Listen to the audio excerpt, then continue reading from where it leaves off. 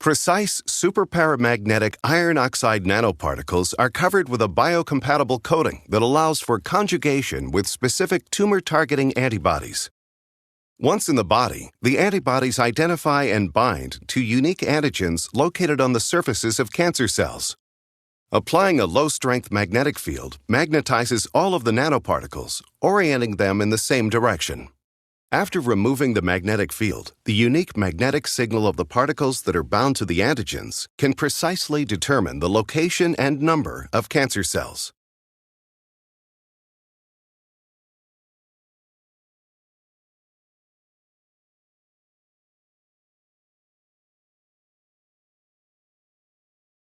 The eventual goal is to get to the point where we can inject particles into a healthy person to be able to detect and also image cancer. Same time, my wife had breast cancer.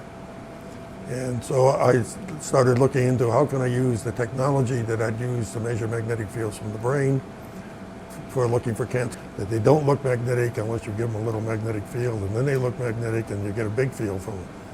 Well, that's something we could really use if we could. And so then the problem was finding these particles, and I started buying magnetic nanoparticles from every company on Earth, and some would work, but I knew they were never really good enough. And that's when I found out about SINT in Dale Huber here, and we started looking at better nanoparticles. When Ed first talked to us about controlling size, he said he needed about 25 nanometer particles, and I said, well, I can make about 25 nanometer particles. I didn't appreciate at the time how stringent the size control was going to be, and I have to say, had I known at the time, I might have walked away, because it was years of hard work getting the level of control that we need, almost at the atomic level, control of the size of these particles. The problem with nanoparticles is that we've got to stop them from growing too large. And doing that consistently and reproducibly is a really interesting challenge, and it's a big challenge. And that's sort of what captured our interest and kept us working on this for such a long time. On top of that, the application couldn't be more important. I think this has a really fantastic approach to detecting cancer, and this is something that's going to have a dramatic impact clinically. Every kind of cancer has a certain kind of biomarker. And so in breast cancer, a lot of us HER2 positive, ovarian cancer, it's CA125.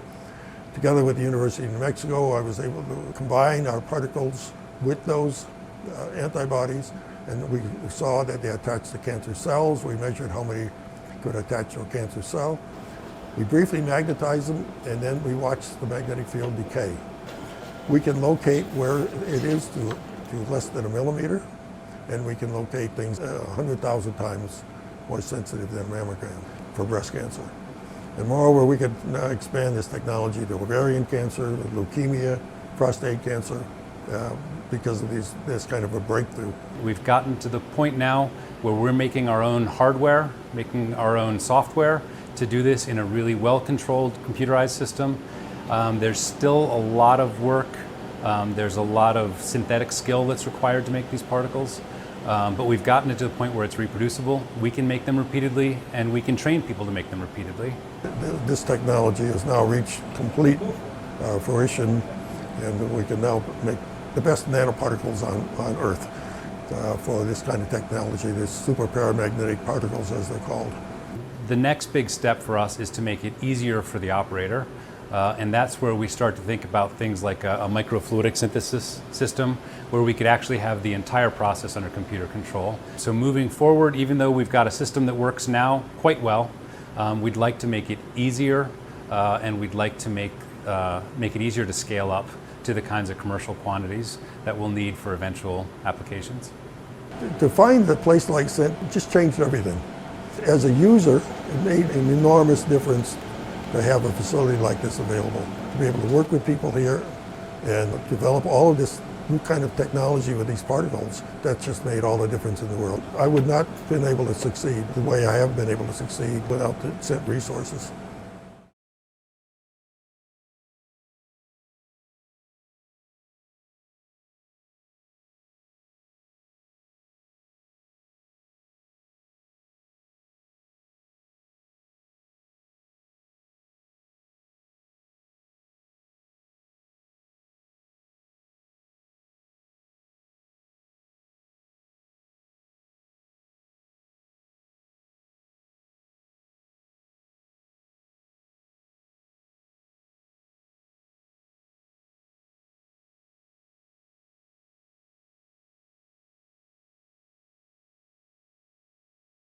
magnetic relaxometry. This is going to give me a functional image. It reminds me of a PET scan, but without the radiation when I take a look at what we're doing. So no radiation, it's non-invasive. It works with the current workflows.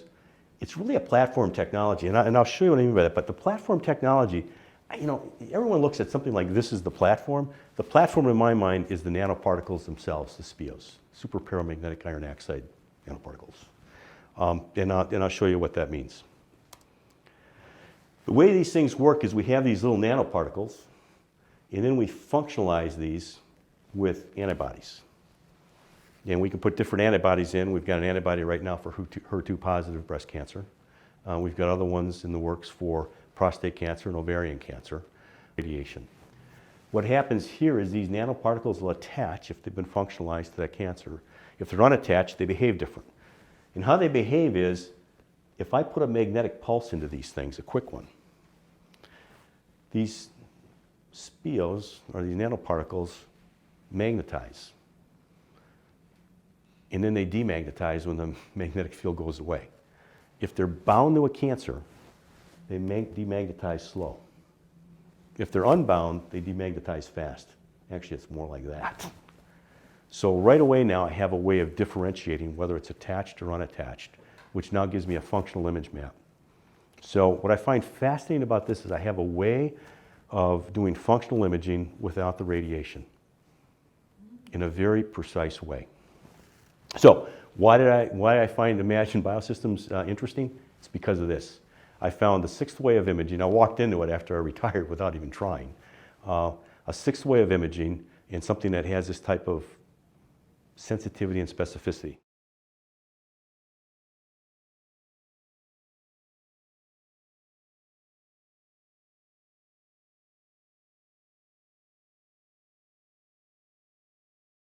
Hello, and thank you for joining us today on the first Imagion Biosystems podcast. I'm Taryn Silver, and with me is Dr. John Hazel, the founding chairman of Imagion's Scientific Advisory Board. Today, we'll be discussing John's background and how he came to join Imagion and where the sector is going for early cancer detection. Dr. Hazel has over 25 years of experience as a medical physicist and has a focus on research in image-guided therapy, preclinical imaging, and early detection technologies. He was previously a non-executive director and established the Magnetic Relaxometry Research Laboratory at the MD Anderson Cancer Center in Houston in 2014. Well, thanks for being with us here today, John. Great. Thank you for having me. You're very welcome. So I wanted to start with a bit about you, Dr. Hazel. Could you tell us a bit about your role at the MD Anderson Cancer Center and your career to date? Great, thanks. Yes, my position here is I'm a professor and chairman of the Department of Imaging Physics. I hold the Bernard Biedenharn Endowed Chair in Cancer Research. And for about the last 30 to 35 years, I've been working in the field of biomedical imaging research. So we really have faculty that are looking at everything from very basic science developments through clinical applications of new technology. So, you know, we kind of see the full spectrum of what's out there available for new technologies. And this one kind of caught our eye a few years ago. And so we've invested a lot of time in this. And that's kind of where we are today. I guess that leads to my next question about your backstory and how you were introduced to Imagion's MagSense technology. Can you tell us about that? Right. Yeah. One of my very close collaborators here at MD Anderson is Dr. Robert Bast, who's a professor in the GYN oncology department and our vice president for translational research. And I think around 2012 or 13, he was approached by some folks that had this new idea for cancer detection. And so they were going to set up a meeting, and he called me and said, hey, I need you to come down and tell me if technically this makes any sense. And so we had a meeting with the original Manhattan Scientific Group, which included Dr. Ed Flynn, who was a physicist that had spent a 30 or 35 year career at Los Alamos national lab working in magnetics and had begun to focus in an application that he thought had promise in the biomedical imaging space, which was looking at magnetic relaxometry differences between bound and unbound nanoparticles, and had this idea that you could potentially use that as a way to discriminate against particles that had been injected into the body that had found a biological target and had become restricted in their motion, if you will. And so that's what really kind of got us into the whole relaxometry game. Wow, that sounds incredible that you've been working on this. You've recently been named as founding chair of the company's scientific advisory board. Can you tell me about the charter of that group and why it's important for Imagion Biosystems? Yeah, so I think this group is really going to be important through this next phase of the company in evaluating the results of the final in vivo studies, looking at the initial in vivo clinical studies, and then mapping out more on the clinical application roadmap. But also we have a very good nanotechnology specialist in Rob Ivkov on there, who can help us continue to optimize the particles, the surface chemistry, and the conjugation as well. But I think the board is really going to help us map out what our clinical strategy needs to be through each of the steps as we progress through the FDA and different approval processes. Well, that's really interesting, John. So, based on that, could you tell me how this technology will fit into existing clinical practice? So we're really working through that paradigm right now. There's several places this could fit in. It's probably not going to be a first line technology just because it does require an injectable. But with all of the new blood panel screening technologies and other ways to really come up with risk assessments that would support using this technology in situations where we know that early detection is a challenge using other imaging technologies. We're going to pilot this in breast and looking for lymph nodes because there is still a challenge there. But other kinds of applications that we think are going to be very impactful are, as I mentioned, ovarian cancer, where we now have a good blood risk indicator, but its specificity isn't super high. So, a woman may see her CA-125 level rising. Her clinician is concerned that she may have an ovarian cancer. We'll do, a CT scan. We can't find it. We'll do an MR scan. We can't find it because the ovarian and fallopian tube anatomy is so complex. We may do transvaginal ultrasound, and still yet we may not be able to detect that early cancer.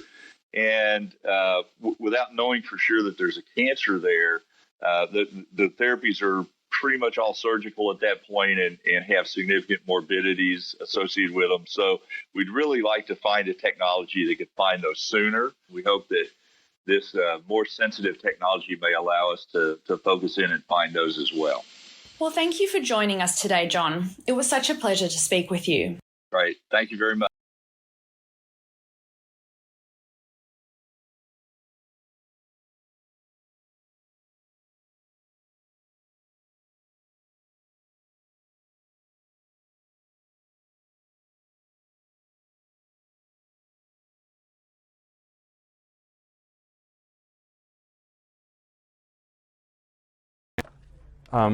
We spend $100 billion on a global basis to try to diagnose cancer.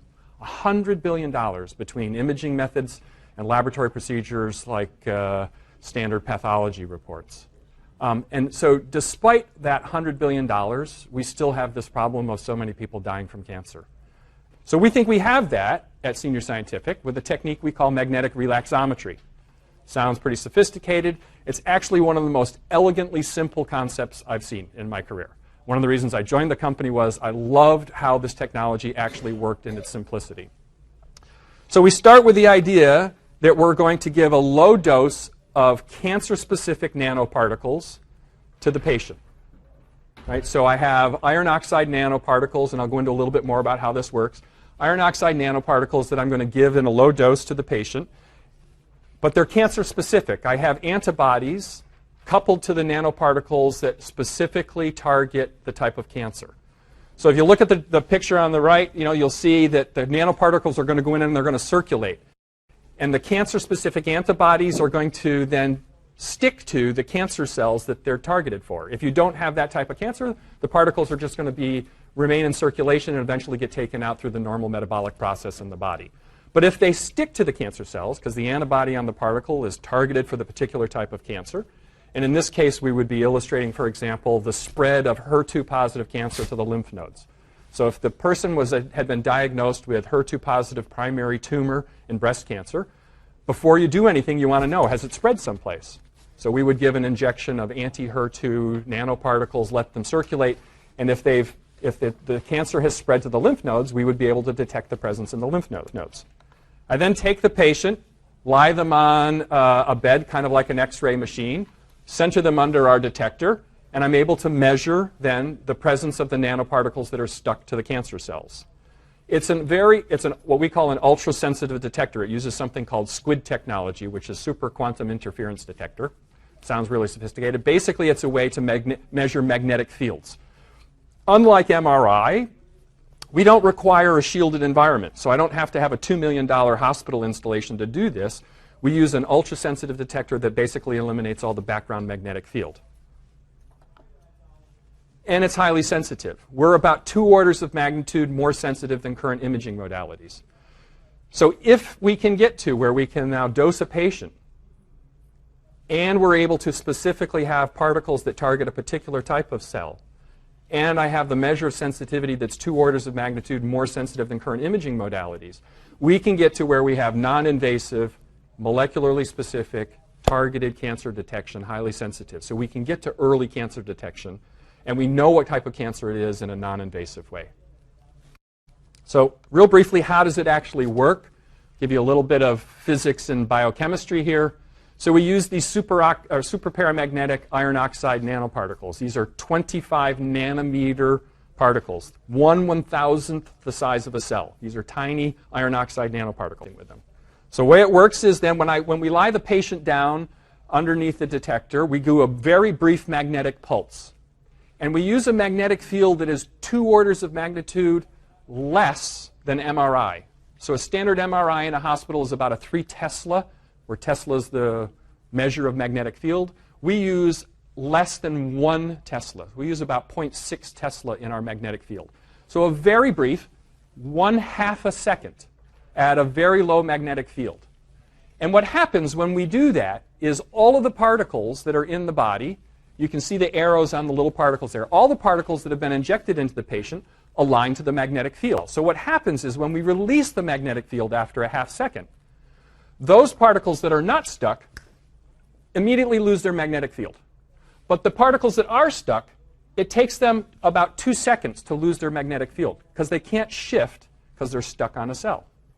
So we take advantage of that. What we do is we turn on our SQUID detector after we've pulsed the magnetic field and we've waited for the non-bound particles to relax. This concept of relaxation from the magnetic field, right? So I pulse everything, all the particles align to the magnetic field. I turn the magnetic field off. I leave the detector off. Non-bound particles lose their magnetic field in a 1/2 a second. And all the particles that are stuck to cancer cells now lose their magnetic field, relax over the course of 2 seconds when I turn my detector on. And because we have an ultra-sensitive detector, I can measure that magnetic field. What's really nice about this, if you've ever worked in anything related to sensor detection, is the concept of signal to noise, right? How do I separate the signal I'm looking for from the noise that's going on? What's really great about this, and this is why I said it's elegant in its simplicity, there is nothing else in nature that's giving off a magnetic field like this. No bone, no tissue, nothing. So when I pulse the magnetic field and I release it, and if I wait that 1/2 a second, the only thing that's giving off a magnetic field are those particles stuck to cells that are slowly relaxing from their magnetized state. So I know I'm getting pure signal. All the background noise of everything else is gone. That's why we're so sensitive. That's why we can detect down to under 100,000 cells. because nothing else is giving off a magnetic signal during that measurement period. We have a patent on this. Our patent now is in the US, Japan, China, a couple of smaller countries, and we're pending on the release from the EU. So we have a strong intellectual property position on the use of magnetic relaxometry as a way to measure in vivo target-specific disease states. And it's not just restricted to cancer.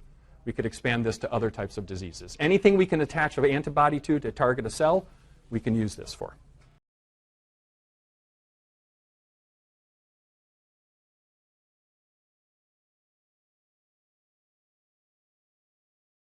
First, so give us an overview of what Imagion Biosystems are all about. So Imagion is effectively trying to bring medical imaging into the 21st century. You know, we've had 5 ways to image the body for more than 50 years, but none of them can tell you the difference between a benign tumor and a malignant tumor. They can see a region of interest, but they can't tell you if what they see is actually cancer. So it's taking a picture of some kind. We actually don't take a picture, so we haven't focused on the imaging. So CT, MR, they're great at taking pictures of the body, but again, they can't tell you if what they see is benign or malignant. Really? So we focused our technology on our ability to determine if we see a spot, is it really cancer or not? So what we generate actually is a magnetic signature that says, in this location, we see cancer cells. Our standard of care today in diagnosing cancer is usually some kind of screening test, a blood test, PSA for men for prostate cancer, CA-125 for women. There's something that says you're at risk. There's nothing not quite right. So they often will then do an image of some kind, MR or ultrasound or CT, and they'll try to identify, do we see something there? And then if they think they see something, they'll go do a biopsy. Surgical removal of the tissue, maybe a needle or core. But the only way today that we diagnose cancer is remove some tissue, go look in the dish, and identify it. And that's what you want to change? That's what I want to change. I want to change it so that non-invasively, we can actually say, no, that is in fact a breast cancer, or that's in fact prostate cancer. Really big news, because you know, here's the world's most stringent regulatory authority effectively saying, we think this is worth looking at, right? So why is that, is the nature of your question, and I think it gets to 2 things. One is that there's nothing, let's say, revolutionary about the nanoparticle technology itself. This is sort of an accumulation of various things that for the last 30 years have been developed. People have been being dosed with iron oxide nanoparticles for 30 years. No one's ever done it with the targeting ligand that makes that nanoparticle go directly to the tumor. So that was the thing that we sort of invented, if you will, although antibody delivery of drugs has been existing for more than 20 years. ADCs, so at least it's a very good innovation on existing. Exactly. So we've used those combinations, used those things that have been being developed over the last 20, 30 years and put them in a combination that now didn't exist previously. The other key part of this is that we do it without any use of radioactivity. So PET tracers, positron emission tomography, has the same kind of approach where they do a targeted delivery, but now I'm having to dose the patient with radioactivity. Or CT or even mammograms, they all use x-rays. So what's really unique for us is we can get to the specific answer non-invasively without the use of radioactivity, and that's totally new. Yeah, without a doubt. It's in place to allow us to get started on that. Okay, and but one last question from my point of view is, you're based in San Diego. You're an American company that's listed in Australia, which makes you really an Australian company as well. It does. So just tell us about that. Yeah, so I think there's a couple of things. We had an interest in being a public company from our prior parent, and being, I think one of the things that we were looking at is we wanted to be a listed company on an exchange that provided good security for investors. And we're familiar, there's a whole bunch of exchanges outside of NASDAQ and NYSE that really don't offer that same kind of level of security to the investor from a compliance perspective. And we found the ASX to be highly favorable from my perspective on that. The second thing is, Australia has done a really good job in the last 10, 15 years of trying to reach out to the biotech and medical community, and they've got very favorable policies in place related to the R&D tax credit, as you're quite familiar with, and also ability to do first-in-human studies here is very favorable. So we looked at that and said there's multiple reasons for us to be an American company, take advantage of the R&D activity that we can in San Diego, for example. Just by way of comparison, there are 1,200 biotech companies in San Diego. There are 1,100 in all of Australia, right? So just within arm's reach of where I am in San Diego, I've got access to resources that I wouldn't necessarily have in Australia. But there are things in Australia that we can't have in the United States. And so we've been trying to really balance that. And we find that being an Australian listed company is turning out to be pretty favorable. We got $2 million of R&D tax credit back in the summer, and we just filed our tax credit for 2019 and looking to get our next tax return on that. So non-dilutive capital that comes back into the company for our investors. Yeah, and ultimately you become an exporter for Australia when you kick the goals. Exactly. Great stuff. Exactly. Nice to meet you, Bob. Yeah, pleasure to be here. Thanks for the invite. That's Bob Prue, who is the CEO of Imagion Biosystems.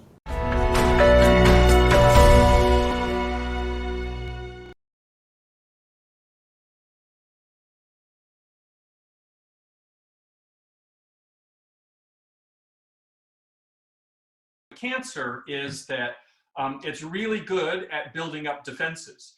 So the problem is by the time cancer gets to stage 3 or stage 4, it's built up significant defenses. And now we're trying to treat a well-defended, if you will, disease problem.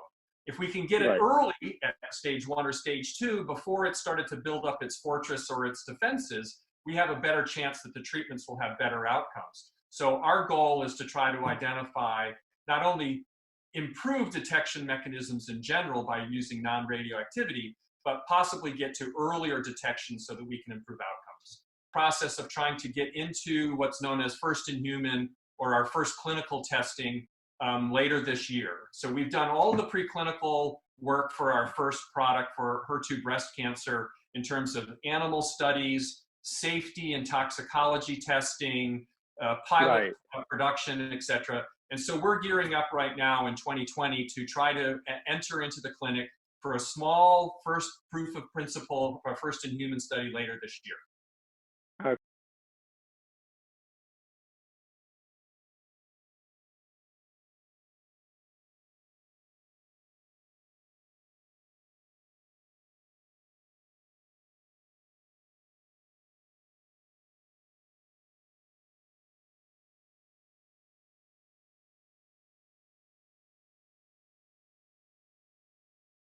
And what's nice about that is that those patents protect both the measuring instrument and the consumable or the injectable component, because if you're going to use this technique of the magnetic property of the particle, then our patent protects both the instrument that would do that measurement and the injectable component, right? So we've got the razor and the razor blade, or the printer ink business model, as you suggest.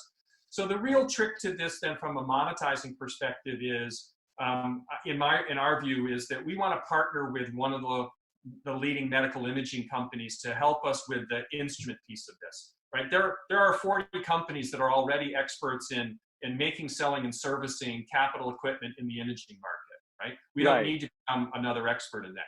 So our ideal relationship would be finding someone, one of the imaging companies, that would be interested in partnering with us to help commercialize the instrumentation. And then we continue to develop the different nanoparticle formulations for breast cancer, prostate cancer, ovarian cancer, et cetera.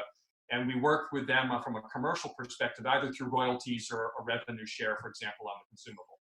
So that's exactly right. You know, we've said all along that that this partnering approach is, we think is the right commercial strategy. And often ask, well, when do you think something like that might happen? And what we've said all along is that the closer we get to first in human testing and the more risk we've taken out of the technology, the more likely it is that we could attract a commercial partner. And so this collaboration that we just announced this week with Siemens is sort of that first foot in the door of giving them visibility to what we're doing. This is it's a no financial arrangement where they're going to provide contribution in kind of expertise, and we're going to do our work. But it gives them visibility to what we're doing. It may lead to a bigger relationship, but certainly minimally it leads us to get into the clinic and establish the data that we need.